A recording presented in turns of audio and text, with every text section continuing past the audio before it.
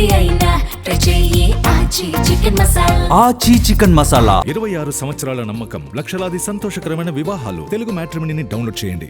Wrong స్టెప్తో Vijay అనే నేను వివరాల్లోకి వెళ్తే టీవీకే విజయ్ ఆయన సాధించిన విజయం అయితే సాధించారు, కానీ ప్రభుత్వాన్ని స్థాపించేంత నెంబర్ అయితే సంపాదించలేకపోయాడు.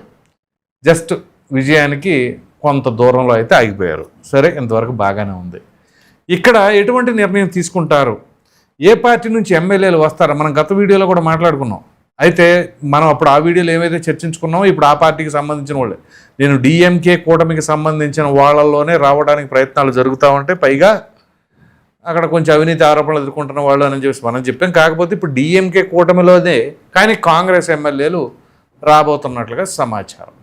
పైగా రేపు ఉదయం 11:30 ప్రమాణ స్వీకారం చేయబోతున్నాను అని చెప్పేసి అని కూడా ఆయన నిర్ణయించుకున్నాడు ముహూర్తాన్ని సైతం. ఇక్కడ రాంగ్ స్టెప్ అని ఎందుకు అంటున్నాం అనేది చాలా కీలకమైన అంశం.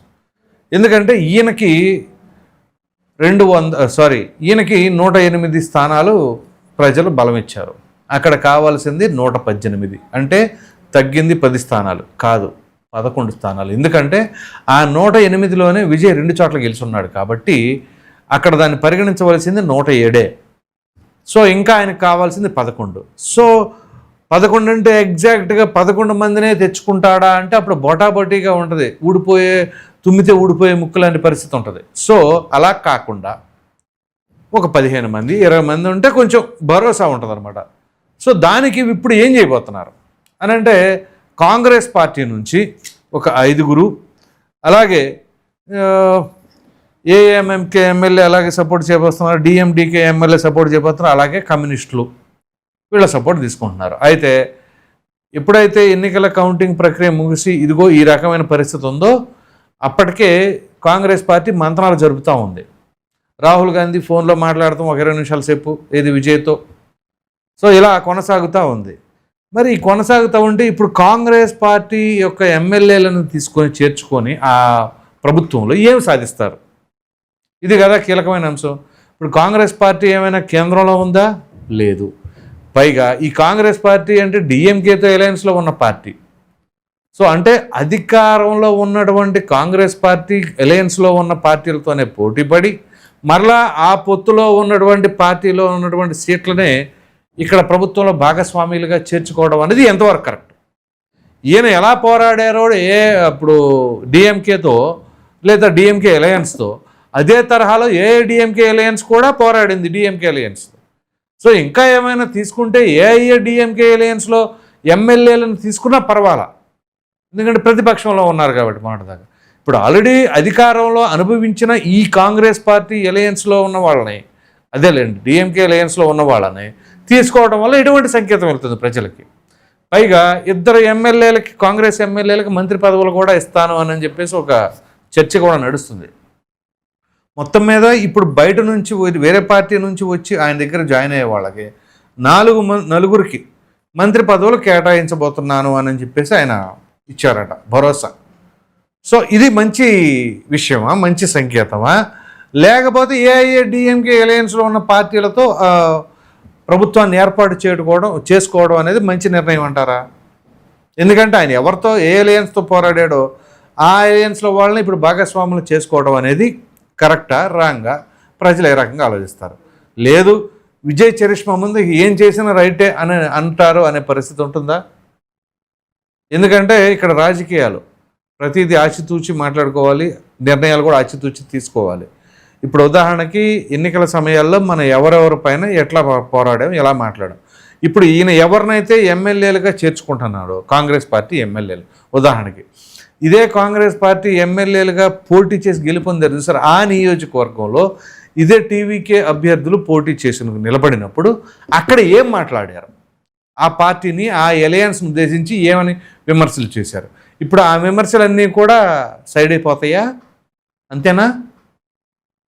సో ఇప్పుడు ఉదాహరణకి ఏఐఏడిఎంకే ఉందనుకోండి, ఆ పార్టీకి సంబంధించిన వాళ్ళు తీసుకున్నారనుకోండి, వాళ్ళు ఏమైనా విమర్శలు చేస్తే ప్రధానంగా 2 డిఎంకే మీద చేసి ఉంటారు.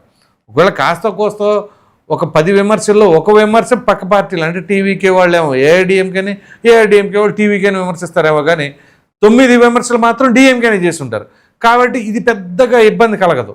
కానీ డిఎంకే ఎలయన్స్లో వాళ్ళపైనే విమర్శలు కురిపించి వాళ్ళతోనే పోరాడి చివరికి వాళ్ళ ఎమ్మెల్యేలనే చేర్చుకొని ఇప్పుడు ప్రభుత్వాన్ని స్థాపించడం అంటే అది ఎటువంటి సంకేతం ఇస్తుంది. అందుకనే నేను టెక్స్ట్ తమ్మునేల్లో కూడా ఇలా పెట్టింది, రాంగ్ స్టెప్తో విజయ్ అనే నేను. ఇప్పుడు ఎనీహో ఖచ్చితంగా విజయ్ అనే వ్యక్తి సీఎం అవుతాడు, దాంట్లో డౌట్ లేదు. ఎందుకంటే సింగిల్ లార్జెస్ట్ పార్టీగా అవతరించింది కాబట్టి. సో ఇక్కడ తీసుకోవాల్సిన బ్యాచ్ని ఎట్లా తీసుకోవాలి అనేది కీలకంగా ఉండబోతుంది. పైగా ఆ అభ్యర్థులు కూడా ఇప్పుడు సీనియర్ మోస్ట్ నాయకులను తీసుకుంటున్నారట వాళ్ళలో కూడా. సో సీనియర్ మోస్టులు తీసుకుంటే ఆ మంత్రివర్గంలోకి వాళ్ళు ఎట్లా ఉంటారో ఏంటో. ఎందుకంటే రాజకీయాల్లో ఎంత మామూలుగా రాటు తీలిన బ్యాచ్ ఉంటారంటే మామూలుగా రాడ్లాగా ఉంటారు అనమాట. ఎంత ఉంచిన వంగో అటువంటి వాళ్ళు ఉంటారు.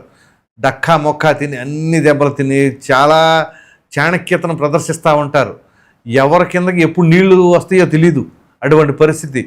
ఇక్కడ ఇటువంటి ఏఐడిఎంకే డిఎంకే మధ్యలో టీవీకే అనేది ఒక పసికోన. అఫ్కోర్స్ విజయం సాధించవచ్చు, కానీ రేపు తర్వాత జరిగే పరిణామాలు ఇది ఏ రకంగా ఉంటాయంటే వ్యూహాలు ఎత్తుగడలో మామూలుగా కాదు. దానికి తగినట్టుగా ఈయనకేమో ఆ మ్యాజిక్ ఫిగర్ అందరంత దూరమే, కొంచెం దూరంలో ఆగిపోవడం, ఆ ఇచ్చేదేదో ఆ విజయం ఏదో ఇంకో 30 సీట్లు ఆయనకు అదనంగా వచ్చేసి ఉంటే అసలు గొడవ లేకుండా ఉండేది. ఇదేమో అటు ఇటు కాని పరిస్థితుల్లో అక్కడేమో గట్టిగా ప్రభుత్వాన్ని స్థాపిద్దామంటేనేమో ఈ బ్యాచ్లో ఎవరు ఎలా ఉంటారో తెలీదు.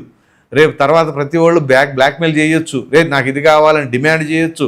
ఇలా అనేక రకాలైన ఒత్తిడిలు అయితే తీసుకొచ్చే పరిస్థితి ఉంది. సో వీళ్ళందరినీ బ్యాలెన్స్ చేసుకుని చేసేలాగా విజయ్ ఎలా వ్యవహరిస్తారు అనేది కూడా చాలా కీలకం. సరే, నో డౌట్ ఆయన మంచి తెలివిగలవాడు, లేకపోతే మంచి చరిష్మా ఉన్నవాడు, ఇవన్నీ బాగానే ఉంటాయి. కానీ రాజకీయాల్లో అదొక్కటే సరిపోద్దా? కొంచెం తెగింపు ఉండాలి, ధైర్యం ఉండాలి, అలాగే నిర్ణయాలు, సరైన నిర్ణయాలు తీసుకునేటటువంటి పరిపక్వతతో కూడినటువంటి ఆలోచన ఉండాలి. మరి ఇవన్నీ కూడా మేళవించి పర్ఫెక్ట్గా మేనేజ్ చేయగలడా లేదా అనేది మాత్రం చాలా కీలకంగా మారిపోతుంది. ఎనీహౌ మొత్తం మీద విజయ్ అనే నేను అనేది మాత్రం పక్కాగా రేపు 11:30 చేయబోతున్నారట. అయితే ఇక్కడ ట్విస్ట్ ఏంటో తెలుసా? పొరుగు రాష్ట్రాలైనటువంటి ఏపీ, తెలంగాణ సీఎంలతో పాటుగా ప్రతిపక్ష నాయకులని కూడా ఆహ్వానించారు. జగన్మోహన్ రెడ్డిని, కేసీఆర్ని కూడా. సో ఇప్పుడు ఏంటి, జగన్మోహన్ రెడ్డిని నా ఫోటో పెట్టుకొని వైసీపీ వాళ్ళు మా జగనన్న ఫోటో పెట్టి గెలిచారు. జగనన్నే గెలవట్లా, జగనన్న ఫోటో పెట్టుకుని వాళ్ళు గెలుస్తారా? ఇప్పుడు జగనన్నే మొత్తం సర్వస్వం అని మామూలుగా రాష్ట్రం అంతా తిరిగి వైనాడు 170 అన్నప్పుడు ఇక్కడ లేనిది అక్కడ గెలుస్తారా? ఏంటో చెప్తూ ఉంటారులే. కానీ ఇక్కడ విచిత్రం ఏంటో తెలుసా? ఇప్పుడు సోషల్ మీడియాలో ఇంకోటి ఉంది. ఇప్పుడు విజయ్కి కావాల్సింది 11 మంది ఎమ్మెల్యేలు, జగన్మోహన్ రెడ్డి దగ్గర 11 మంది ఎమ్మెల్యేలు. అవి తీసుకెళ్ళి జాయిన్ చేయండి అని సోషల్ మీడియాలో విపరీతంగా చమత్కారంగా ఎటకారంగా ప్రచారాలు చేస్తూ ఉన్నారు. ఇదేంటో కర్మ. కానీ ఆ 11 అనేది ఎటుపోయినా కానీ ఎంబడపడతానే ఉంది. చివరికి పొరుగు రాష్ట్రాల్లో కూడా మరి అక్కడ ఆయనకి 11 తగ్గడం ఏంటి విచిత్రం? కాకపోతే అట్లా ఉంటుంది అనమాట. సో ఎనీహో మొత్తం మీద మాట్లాడుకోవాల్సి వస్తే ఈ ఎటకారాలు పక్కన పెడితే విజయ్ అనే వ్యక్తికి అయితే మాత్రం మొత్తానికి విజయ్ అనే నేను అనే దానికైతే ఇక సిద్ధపడుతూ ఉన్నారు. ఈ తరుణంలో మరి కాంగ్రెస్ పార్టీ నుంచి, అలాగే లెఫ్ట్ పార్టీల నుంచి, అలాగే టీసీకే అనే పార్టీ నుంచి కానీ ఏఐఎంఎంకే, డిఎండికే ఇలా పార్టీల నుంచి కూడా ఎమ్మెల్యేలు తీసుకోవడం, మరి దీనికి ఎంతవరకు ఆయన పాలన బ్రహ్మాండంగా కొనసాగిస్తారో లేదో. ఎనీహో మొత్తం మీద మన ఛానల్ నుంచి అయితే మాత్రం విజయ్కి విష్ ఆల్ ద బెస్ట్ అని చెప్పేసి మంచి పాలన ప్రజలకు అందించాలని చెప్పేసి మనస్ఫూర్తిగా కోరుకుందాం. మరి మీరేమనుకుంటున్నారో అనే అభిప్రాయాన్ని కామెంట్లో తప్పకుండా తెలియచేయండి. Thank you.